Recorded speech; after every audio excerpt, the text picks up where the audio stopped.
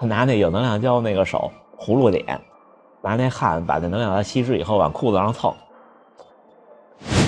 基础在身，胜利在心。我的总结是：基础在身，胜利在心。屏幕前的小伙伴们，大家好，大家好，让大家久等了。这一部2025年大阪半程马拉松的复盘或者是回顾内容的视频，终于和大家见面了。我在漫波的一个咖啡厅，今天点了一杯卡布奇诺，因为今天突然想喝点有奶的。大阪今天开始大幅降温，跟家属开玩笑，跟着韩潮到了北京，我们到了北京；韩潮从北京到了大阪，我们从北京到了大阪。行，我们进入正题。我开录屏，把 Pad 的画面放在屏幕上，咱们跟着数据跟大家回顾这场比赛。虽然整体的数据那天在比赛的节目里就说过了，但是我们还是看一下数据，再跟大家汇报一下。整体跑了21.21公里，也就是说多跑了120米，而且虽然那个有2次的180度的拐弯，180度的拐弯会多跑一点，但是大多数时候对于现在的 GPS 手表来说，很有可能会少记一点，因为它有打点的间隔。就像我那次的奈良的10公里，最后跑完10公里，其实手表还没到10公里，所以也不能说是多记了还是多跑了。一会儿我们看一下路线图，我偏向于就是还是会多跑一些，因为整个这条路线没有什么高楼大厦。运动时间是1小时14分20秒68，官方的净成绩是1小时14分21秒，平均配速3分30，最快1公里3分24，平均心率178，平均功率291瓦。这个功率是来自高驰的手表和2代的 Pod， 而不是 Stride。平均步频212，累计爬升46米，累计下降35米。训练负荷363，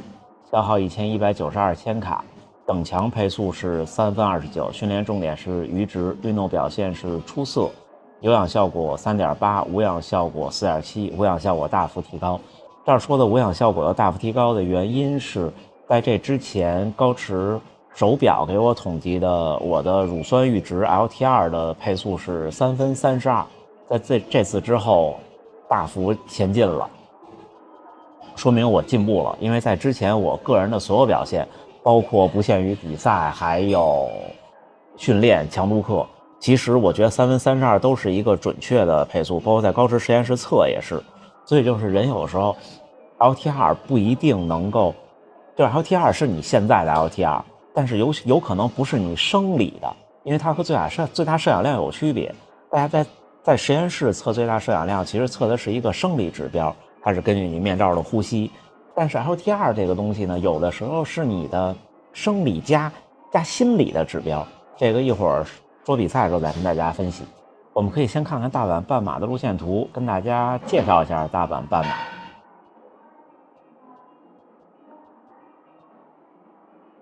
大阪半马的发枪点在大阪城的东边这条公路上，发枪的时候是自北向南跑，就是现在大家看到的这个画面从上往下跑。在一开始这儿，因为这是一条直路，它为了凑距离做了折返，刚刚过2公里的时候就是一个180度的折返，之后往回跑回了起点，然后到达最北边的这个地方，然后又是一个180度的折返，再一直往南跑，这个时候就不折返了，沿着这条路一直跑到这个地方，跑到这条路以后，直接一个90度的左转完了以后到这儿，这个地儿特别有意思啊。这个地儿是大阪全程马拉松，就是现在你们看到的10公里、11公里这2个地方是大阪全程马拉松的路线。但是大阪全程马拉松呢，也是从这个地方，这个就我们半马左转这儿一路向东以后到大阪半马右转的地方呢，大阪全马是左转向上向北再回大阪城，然后我们这边呢是右转向下。然后那天我开机录像就是12、13公里这儿，我跟大家说看到前面右转然后再左转就到了，就是这个地方。这个地方就比较艰难，然后左转，最后到达公园里，到公园里还有2公里。其实吧，半马我就说半马其实就是整个拼下来的一场比赛。一开始是控制不了速度的，我大概跑到了快2公里的时候，我才看我的累计的平均配速。那个时候累计的平均配速就前2公里大概是3分30，然后之后第一个折返之后，我才开始能够，就是我开始在看我周围的人，谁跟我差不多，然后我就跟着这个人跑。一开始还是有小集团的，一直跑到第2个折返回来。其实半马的前8公里没什么可说的，到前8公里的时候还充满力量了。之后就过了10公里，这拐弯过了10公里之后，周围开始有人慢慢的减速了，就是他可能，我的判断是他并不是累了，他是发现比计划的快。那个时候其实我也有一点想要减速的意思，因为这条路10到11公里这一段跑得比较孤单。我印象中就是前后左右只有3、4位一起跑的选手，然后大集团在前边，然后就在前面后边都有大集团，但是我又不可能减速，我又追不上。大概我在看到11公里路标的时候，前面一个7、8个人的集团已经拐弯了。但是到后来，这就是你们后来看到我13公里开机的时候追上的那个集团，我就追上他了。12、13公里一直到14公里，这是跑的最舒服的几公里，因为这时候还不太累。但是呢，一般半马的第一个极限是13公里，不过他这个比赛安排特别好，就是我这个成绩到13公里的时候，正好看到女子全马从对面过来，一分散注意力。那时候我就一直在看有没有认识的人，因为我们有5位认识的朋友参加了女子全马。然后看没有，再一抬头的时候，前面就已经看见有人右转了。那时候我的节目里说啊，你们看前面就这么想，前面马上右转了，再一左转就到了。那时候心情特别好，觉得到14公里跟去年不一样。我去年到13公里那个水站的时候，我跟大家后来复盘的时候分享，我拿那个电解质丸，我要吃一个。其实倒不是因为觉得身体缺了，而是因为想嘴里有点那个苦涩的味道，然后顶过去。那时候就已经很难顶了。而这次我到这儿还是很顺利的。之后14到16公里，说心里话，觉得要比12到14公里长得多。因为那时候我跟大家说，看见前面那个铁道桥就要左转了，其实是2个铁道桥，我心里知道的，就看到第一个还要再跑才能看到第2个。第一个铁道桥是刚刚过15公里，那第2个的时候就是快到16公里了。等16公里拐过来，又是比较轻松的2公里，因为我想，这儿拐过来就2公里就进公园了，就特别轻松。但是呢，一过18公里，知道前面要进公园了，又心理压力又特别大。为什么呢？因为你想，刚18公里，进了公园还3公里呢，公园里特别枯燥，我是知道的，而且我特别不擅长跑那种就是小 S 型弯和上下的起伏。而进公园以后，紧接着你们看这个图，就是一个小的S 型弯这一块，然后这一块有上下的起伏。而且呢，进了公园以后有一个错觉，就是因为它那路啊老是弯弯曲曲的，你感觉不到很明显的方向感。就是跑到公园的右下角的时候，潜意识里会觉得是不是已经到了右上角，没有标志性的建筑物。然后到了右上角，发现才到右上角，因为我知道这个公园有多长，就刚过20公里的时候，我知道还有好远才能看见体育场。然后再加上那年那个做站台那场比赛，就是长居公园的半马，那最后那一点特别煎熬，留下了不太好的印象。所以这叫如果要是在大阪城，我可能最后冲的还能再快。这就是人的心理的问题。行，跟大家简单过完整个比赛的线路和过程以后，我们切回我的主视角，跟大家分享一下几个方面。第一个方面是吃，包含赛前和赛中还有赛后。赛前那天提前1天没有任何额外的准备，就是正常饮食，甚至我晚餐也没有多吃碳水，就是平常不吃变成吃一小口，没有特别的不一样的东西，就平常吃什么还吃什么。因为第2天的比赛是中午12点起跑，你前1天的晚餐不太重要。当天早上起来还是照例5点多起床，不打破生物钟。起来以后呢，喝杯咖啡，去家周围慢跑2公里，就很轻松的跑，也不要冲。之后回到家吃早餐，那天第一顿早餐是7点多，就正常吃。吃了什么呢？我吃了2片白吐司抹果酱，和1碗菜汤。这菜汤就是圆白菜的味增汤。早上起来，平常正常比赛早上起来是不吃这些的，就不吃菜汤的，只有面包和咖啡。然后第一顿早餐没有喝咖啡，吃1个鸡蛋，这是第一顿早餐。这顿早餐我没有拍摄，因为我觉得没有什么特别的。然后之后在家就休息看电视，然后看看比赛的时间线，一般手册都有时间线，几点到达，几点结束存包，几点干嘛，再在脑子里过一遍。之后呢，把比赛的衣服准备，再过一遍所有东西，包括这个能量胶和拍摄的东西。对我来说多一个拍摄的东西。那天我的拍摄是带了2个，你们就看图上这带了2个 Insta360 Go 3S 的那个拍摄头，没有带本体。然后其中一个放在兜里，另外一个就直接戴在帽子上。然后这是那天准备的东西。在这儿特别提醒大家，就是能量胶和如果你要吃电解质，一定放出来摆好装好，这样的话你不至于忘记。之后你们看屏幕，1月26号9点04拍照的，这是第2顿早午餐吧。第2顿内容3片白吐司，3片大概是这么厚，自己切的，然后有1杯咖啡，1瓶果酱，然后另外那个酱是那种胡慕斯酱，就是鹰嘴豆泥，鹰嘴豆和各种其他豆混合的泥，用橄榄油打的酱。这3片吃完以后，说实话啊，是有点撑的，因为平常我不吃这么多。但是呢，为什么要这个时候吃？为什么要吃这么多？为什么要吃这个？跟大家简单分享一下。第一，12点起跑，半马一般提前3个小时开始吃饭，提前2个半小时把最后一口咽下去是比较理想的。我们正常的胃可能4、5个小时排空，对吧？就是你如果完全排空了，你就觉得饿了。虽然说胃里有东西在消化，可能会影响你的竞技状态，但是毕竟它是个半马，如果是5000米或者10000米的场地赛，那就一定不要这样，一定要提前4个小时把最后一口饭咽下去。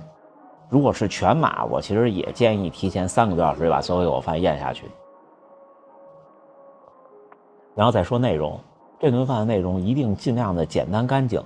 就别吃鸡蛋，别吃豆制品，别喝豆浆，别喝奶，然后别吃肉，尽量也别吃蔬菜，就避免能让你胀气、反胃、反酸和高纤维的东西，这些东西都避免。就是您要是面包爱好者，就是白面包、吐司也行，欧包也行，什么都行。如果你是面条爱好者，那就是炸酱面，要北方人吃炸酱面，南方人吃什么呢？吃拿花生酱拌点面也挺好吃的，或者是尽量不吃汤面了，就尽量不吃汤面了，因为汤面是这样的，汤面如果想让这个面味道好，盐的量就比较大。盐的量一大呢，你赛前可能对你去卫生间有影响，就是小便会有影响。尽量就是吃甜的，少吃那个太咸的或者味儿太重的东西。你看我这一顿就是只有果酱有味儿，那个胡慕斯酱是提供一些饱腹感，提供一些脂肪。如果你不抹也没关系，就是别吃奶酪就好了，就是果酱、面包，多甜其实都没事儿。然后喝咖啡也行，喝茶也行，就不建议喝粥啊、喝汤这种东西了。不建议喝粥的原因是它的那个碳水给的太快了。不建议喝汤的原因跟我刚才说的一样，不要摄入太多的盐，在9点的时候，就在赛前3小时的时候。如果想摄入盐，应该是上一顿，就是我7点多那顿早餐可以多摄入盐，所以那一顿我的味增汤里多搁了1勺味增，这是那天一个小的细节。然后吃完到什么程度呢？就是吃饱了，真的饱了就 OK 了。然后这顿吃完以后，基本上就是你就坐在那儿静静的休息，其实也不用喝水了。就这时候你不需要大量的喝水，尤其是半马比赛，包括全马比赛也不需要大量喝水。如果是半马比赛，差不多从这儿开始到赛前这3个小时，再有200毫升的水足够了。这个水建议就喝运动饮料，不喝白水，也不要喝咖啡。如果是全马比赛，大约赛前4个小时，就是从你早上起床到比赛，大约是500毫升的水。这500毫升水是包含早餐的啊，就从你全马早上起床到比赛之前，大概是500毫升的水。像这种12点起跑的半马就只能这样了。如果是早晨起跑的半马，从起床到比赛可能300毫升水，就算上早餐是比较合适的。如果加上咖啡的话，就这300毫升里包含咖啡啊，不管是全马还是半马，就一杯，大概是什么概念呢？就是浓缩咖啡的2个 shots，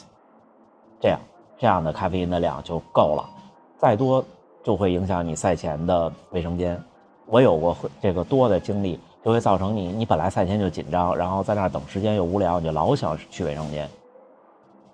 这就是赛前的吃。最后一个赛前的吃放在了赛前起跑前的10分钟，是一个不含咖啡因的普通的能量胶，常规大小，大概是100克，应该是130千卡热量的那种能量胶。赛前这管能量胶你吃普通的吃等渗的都可以，因为它不占你携带的体积，也不占你携带的重量。但是我还是建议就不吃等渗的那种大的，因为那种太沉了，你吃进肚子里也是分量。然后之后就是赛前可以考虑一个电解质，不管是片剂还是那种液体电解质，就像我刚才那张装备图上展示的那一管麦胜那种大管的液体电解质，那个吃下去，一般半马比赛像这种季节冬天的秋冬的半马比赛就不需要再补电解质了。如果是气温超过了15摄氏度，那过程中可以再吃1片，这是我的经验。然后这是赛前的吃，然后赛中这次特别要跟大家分享，赛中的吃跟之前不一样了。我之前参加半马比赛，要么不吃，要不然就是10公里的时候吃1个胶就过去了。但是以往的经验是，吃第1个胶的时候，就算是10公里还不累，但是后边呢，到了17、18公里顶不住，觉得特别坚持，所以以往的半马比赛，我基本上从17公里就不行了，就是在全力以赴的顶的过程中。而这次我比赛视频就跟大家说，我说我要尝试一下吃2个胶，吃2个胶有利有弊。先说弊就是说你首先你要多带一个，这是第一。第二呢，就是你第2个胶吃的时候，不是像10公里，肯定已经是14公里了，至少那个时候你已经开始累了，会不会影响你的比赛节奏，影响你的呼吸节奏，影响你的整个的这个状态？就像比方我们跑着比赛突然被打断一下，你想再找那个节奏的时候会有难度，对吧？尤其是半马这种要全力以赴的比赛。所以这次我跟大家说的是，我先试试。但是这次我的判断是，我这个决定是非常对的。赛前10分钟吃完那1个以后，一般的能量胶，大家相信我，大多数人10到15分钟是在这个能量胶起效开始，然后呢，15到20分钟是这能量胶发挥作用，觉得自己最有劲儿、最高兴的时候。所以赛前10分钟吃完第1个以后，大概我跑到6公里都很轻松舒适，我觉得有劲儿，每一步蹬出去都有劲儿。再加上早上起来吃这么多面包，然后就是第7公里，我第7公里吃的第1个。那个时候周围的人有吃的，我发现有吃的。以前第7公里我不吃的时候，我不会观察周围的人，所以就分2派，就分3派。其实有的人是半马不吃，有的是10公里吃，有的人是半马吃2个，就是7公里吃第1个。我7公里吃了第1个，但是在日本的比赛吃能量胶吃多了也不好，因为你没法随手扔。其实你扔也就扔了，没关系的，有志愿者，也不违规。但是大家都不扔，就特尴尬。吃完第1个，给我比较大的影响就是往兜里塞那个能量胶，那个剩的那能量胶的袋，因为比赛吃能量胶跟训练不一样，训练就是尽量别浪费，把它都吃得干干净净的。比赛做不到啊，就可能里边还剩点。但是呢，那能量胶吃完以后，我给它一卷一折，搁手里，往兜里塞完以后，这手上全是能量胶，然后我就一边跑一边舔手，大概舔了有200-300米，又没有水站那个位置，因为这场比赛它不是一个标准水站，它只有差不多5公里有一个，13公里有一个，然后18公里有一个，等到下一个水站得13公里呢。然后后来舔手不管用，影响呼吸怎么办呢？开始出汗了，拿那有能量胶那个手葫芦脸，拿那汗把那能量胶稀释以后往裤子上蹭，是不是特别真实哈？真是这样。但是7公里吃完一个能量胶以后，大概到10公里的时候是开始有劲儿的时候，所以我才说那个刚才指着路线图，我才说13公里、14公里那几公里特别舒服，觉得充满力量。这个力量一直能持续到13公里到13公里多。然后我特别记得，就是我拐过那弯去，到了14公里以后，就开始觉得，哎呦，再加上那儿开始，没有阳光，然后起风是逆风，有一个上坡，那个上坡我特别清楚地记得，边上就有一位选手就停下来了，就放弃了，因为对他们来说，你争不到那个名次或者跑不进那成绩，还不如就算了，所以他就算了。然后对我来说呢，那我就顶呗，就那1公里大家能看到我，因为那个上坡我的实时配速有那么大概100米都跌到了40%，后来我是看我的节目我才知道的，当时我都没有精力低头看表。然后到14公里一过，我马上吃了第2个，然后吃完第2个以后，因为它不可能马上就有效嘛，一般我的感觉就是2公里左右，2到3公里开始有感觉。我拐过最后一个弯，就是方向转到正向北，准备进公园之前那条直道的时候，又开始有劲儿了。那个，但是呢，第2管能量胶给你提供的这个劲儿啊，很多时候其实是情绪价值，是心理价值，身体上的微乎其微了，可能能提供个几分钟。我就记得特别清楚，我到18公里的时候，那个水站，我前面是一位男性选手，他带一位女性选手，那个时候的女性选手可能都是前10名的水平，然后那个男性选手还给他拿水，但是因为他俩是这种情况，他俩就是斜前后方并排，他会挡住我的路，就是我要是拿水想就得要么就是加速超过他们，要不然就得等他们，但是那个位置特尴尬，就是我加速超过他们来不及了，我也不可能加速超过人家，他可能平均配速比我慢最多3秒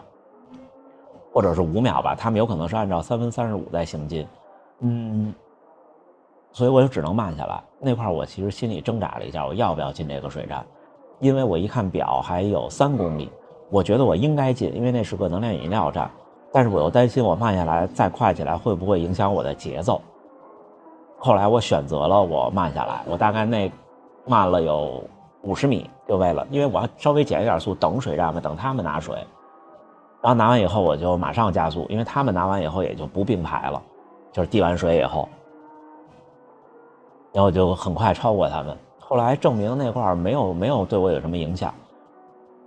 下一个极限出现在大概18.6公里，就是我拐弯进公园的时候，那一下对我的节奏影响特别大。原因是我右前方有一位选手，他的平均配速比我慢，还是比较尴尬的是，如果再晚几百米进公园拐弯，我就超过他了。如果再早一点呢，他对我没有影响。那个时候是他切了一个死弯，导致你们看我进公园的时候，我切了一个不是死弯的弯，虽然没有影响距离，但是那一块我喊了一声，可能大家看节目的时候可能是以为我累了的那种喊，其实我想让他知道后边有人，我怕他给我别在那儿，因为那个时候他比我慢了很多，我感觉他在掉速了，但是你又不能让人家给你让那道，你又超不过去了。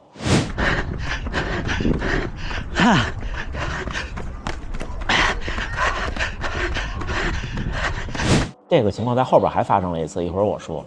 然后进这个公园一个斜弯以后，我开始不行了，而且呢，那个斜弯因为拐的比较猛，导致我把左脚脚底给磨了一下，就是明显感觉到一个灼热感，就是那种突发的把脚底给，就因为那个时候已经很疲劳了，也姿势也不稳固了，就磨起了一个水泡。但是所幸最后3公里了，不影响了，就左脚脚心儿，脚掌前面那个地方，就在那个拐弯的时候，因为那拐弯的那个就是速度方向改变太快了，然后紧接着过了进公园那个斜道以后一右转，马上就是一个小 S 型弯和上下坡，再加上突然迎面而来的风，那儿我开始不行了，那儿开始觉得说，哎呦，会不会就不行了？这是当时的感受。说我们还是回到地图给大家看，我说的那个拐弯就是你们看到地图最左下角这个长居，这儿这个拐弯进公园这儿一下节奏影响非常大，然后紧接着就是右转，然后再左转这么一个 S 型弯，并且开始有迎面的大风，这个时候有点不行了，一直顶到19公里，而咱们说回这个补给，差不多进了公园以后，第二管能量胶的劲儿就已经没有了，而且说实话我也忘了，就心里的情绪价值也没有了，这时候就是纯在顶了。而且到这儿以后确实体力到了一个极限，这一会儿我跟大家分析心理的时候我再说。但是过了19公里之后，我感觉稍微好一点，那时候就出现了刚才说的错觉。之后19到20公里的时候有一点点掉速，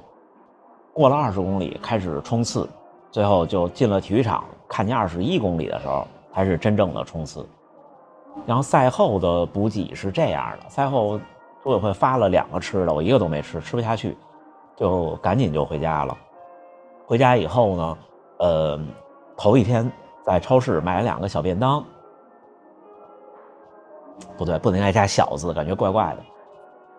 头一天去超市买了2个便当，然后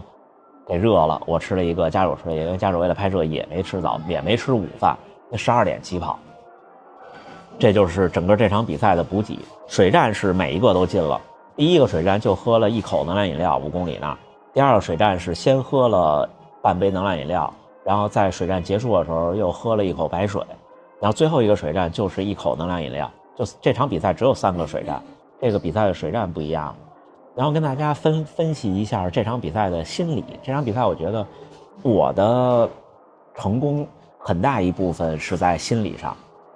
因为赛前我跟大家说我要稳定输出，这是我这场比赛贯彻的一个观点和一个决策，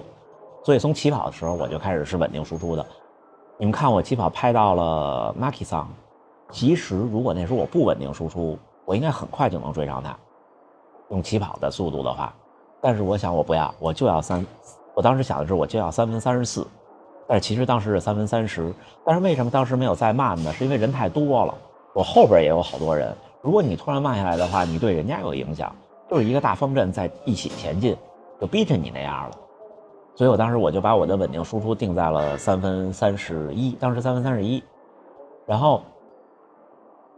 直到第1次看见第一集团，我开机拍摄，我说前面是第一集团，今天比去年快。那个时候我找到了稳定输出的节奏，就是跟上了一小队人。那时候的平均配速就是3分30到3分28之间。我当时的想法是说，我问我自己累不累，就我问自己累不累是怎么回事呢？那时候其实肯定是不累的，是问自己说，哎，你这个现在的感觉有没有很极限？跑步的感觉就是吧，尤其是半马和10公里的比赛，可能10公里不行，就是半马的比赛，你不能感觉每一步都是最大输出，就是你不能感觉每一步都是在冲刺或者都是在跑间歇，如果那样肯定是不行的。你大概你的感觉是什么呢？是间歇刚跑完在减速那个过程中的强度，我觉得就对了。我的判断是那个感觉，但是当时心里有点含糊，因为手表给的实时配速并不是那感觉。你看我们明天周3，今天是周2，明天周3的课表应该是5个1公里，我估计明天我跑5个1公里也就是3分30多的配速，最多3分20多，最多，那可是1公里的间歇呀。所以我的感觉就是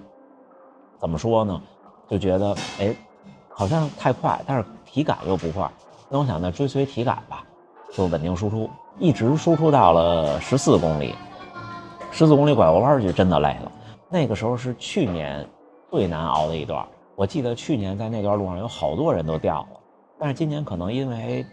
天气比去年好一些，只有1位选手我看到的掉了。然后我呢，因为第2管能量胶的作用，导致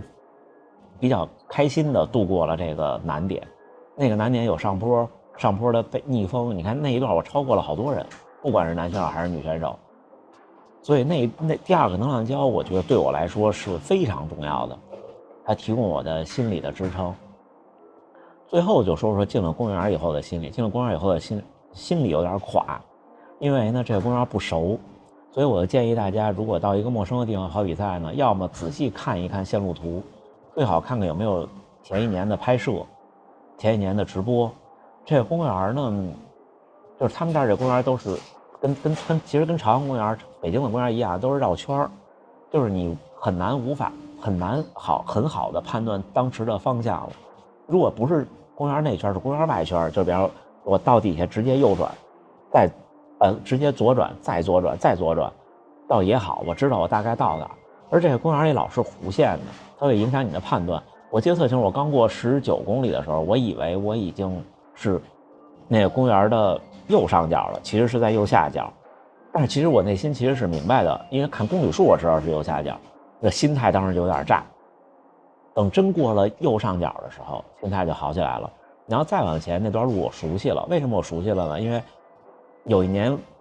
是晚训练，跟大学先生去了这个长居公园周4的晚训练，然后呢过了这公园的右上角那条，然后就是大直线进体育场之前，右手有一个卫生间。那天训练之前去了2次那个卫生间，我知道看见这个卫生间马上就到体育场了。因为那个公园啊，它最后进体育场的时候，体育场是我在你的右前方，你不是正向着体育场的，然后又有树，那体育场不高的，就是在离体育场还有300米的时候，其实你都看不见体育场的顶儿。真正看见体育场顶的时候已经很近了，所以你老觉得怎么还没看见体育场，还没看见体育场，这个时候的心态有点大。而且还有一点就是，你知道还有2公里结束，和你知道还有20公里结束，心态不一样，真的是这样的。所以你就会发现，什么比赛都是最后2公里最累。然后进体育场之前，你们看拐弯的时候，我就大喊大叫的，那段时间真的是不行了，因为我在想那个弯我能不能顺利拐过去，就特别累了。但是从家属拍到我的画面，那几步跑的还是挺有攻击性的。然后第2次遇到尴尬的情况就是进了体育场，我们是直着进体育场，是在体育场的，就如果跑400米的话，是在体育场的50米的位置，就是那个弧形的正中间进体育场。然后进体育场以后就这样切弯。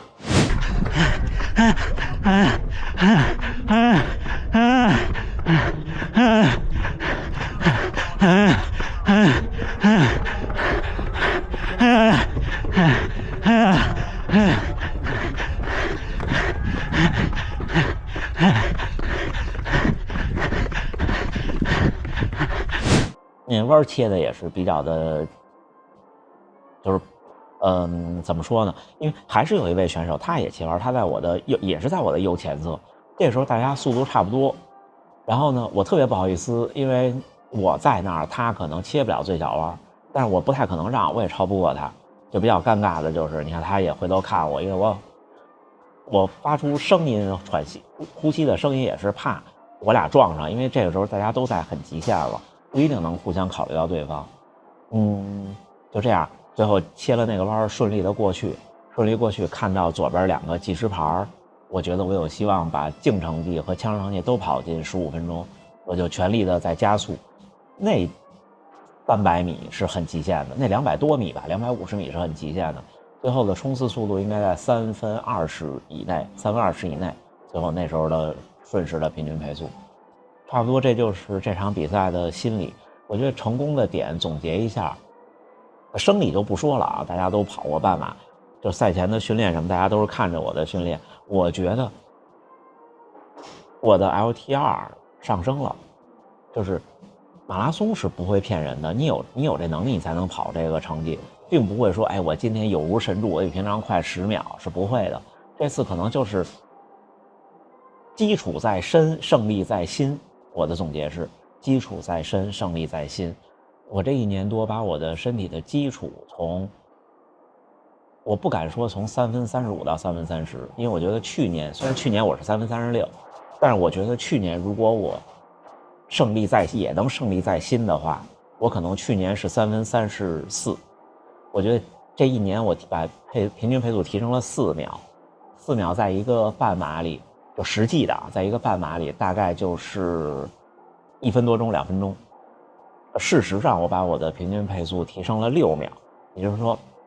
从1小时16分24到1小时14分21，2分多钟。1年半马2分多钟我觉得是个奇迹，在这个时间段，就是1小时16之内这个时间段，1小时17之内这个时间段，1年提升2分钟，我觉得是个奇迹。这是我的总结。总结下来就是成功主要有2个东西帮助我，一个东西是这次的2管能量胶，还有一个东西就是这次的心态稳定输出，就是你的每一场比赛都应该是这样的。这个观点是来自于谁呢？是来自于我看精英运动员，我发现他们每一场比赛其实都不是那种就要死要活那种拼尽全力，而且是那种没有底的心虚的，而是他每一场比赛其实都差不多，可能这场快几分钟，那场慢几分钟。精英运动员可能在1-2分钟，差一点运动员在3-5分钟，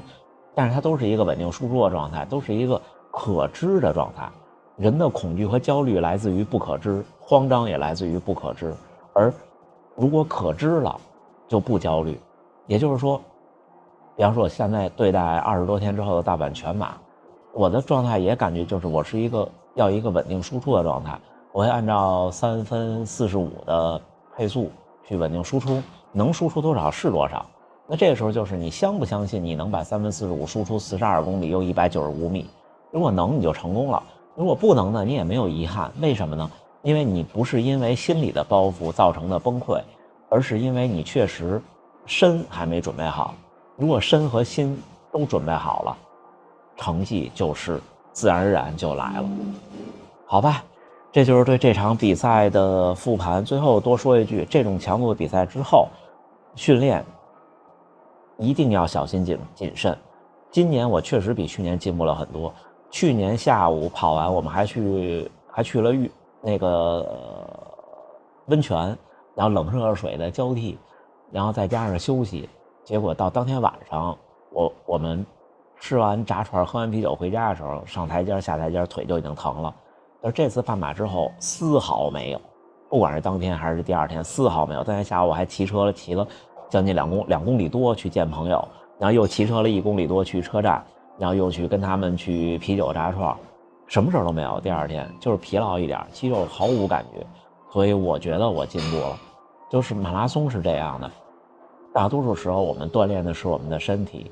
但是呢，以年为单位的这种身体的锻炼和比赛，塑造了我们的心理，也就是说，底线在身，上限在心，上限在脑子，在心里。